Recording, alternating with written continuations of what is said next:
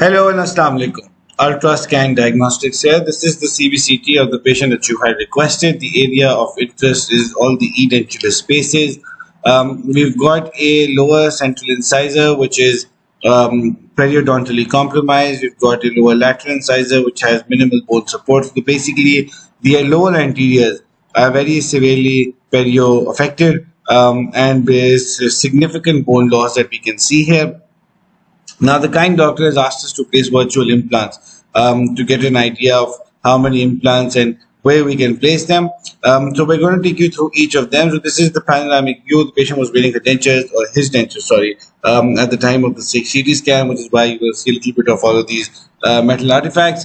Moving to the implant placement, so we've placed in 2 implants in the lower anterior region, 2 in the upper right quadrant and 2 in the upper left quadrant. Now, these are iris evolution implants, so we've got a wide variety of sizes.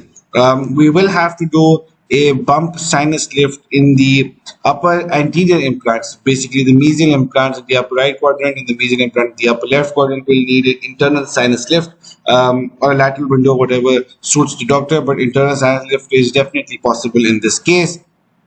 The lower, once all the incisors have been extracted, 2 implants can be placed in at the angle. Now I'm going to take you through each of the implants. So this is the top, the transaxial view. The transaxial view is you basically looking at the tooth from a proximal view. So this is the upper, we've placed in a 4.7 6.5 mm implant. So this is shorter in height but much more wider in diameter.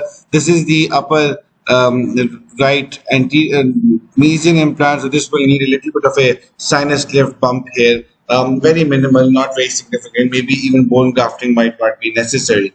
Moving to the upper left quadrant, on the upper left hand side, we've got a distal implant. Since we have good bones, so we placed a 4.78 millimeter implant, whereas at the mesial implant is going to be very close to the 5. But it is going to be a little bit of a little bump into the sinus, and this is also an 8 millimeter implant. Moving to the lower quadrant, so lower quadrant we have 2 implants placed. First is implant placed on the left hand side. So this is going to be, once the tooth is extracted, we have sufficient bone, and the quality of the bone in the lower anterior region is B1. The quality of the bone in upper maxilla for both right and left is B3.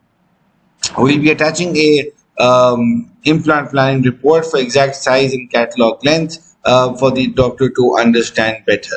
So if there are any further questions regarding this case, please feel free to reach to our team. We will be extremely happy to help.